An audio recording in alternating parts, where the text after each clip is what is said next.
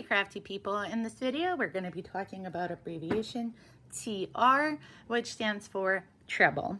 A treble is a fairly tall stitch. It is 3 chains tall, and it is often used in lace and cables, things like that. So let's get into it. How do you make a treble? Well, first you start with 2 yarn overs on your hook.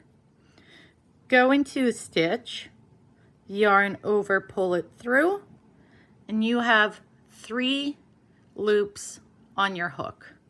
Yarn over through 2, yarn over through 2, yarn over through 2. Let's do that again.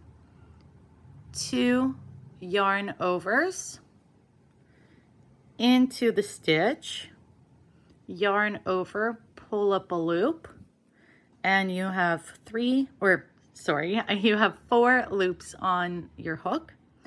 Yarn over through 2, yarn over through 2, yarn over through 2. There you go. That is TR treble.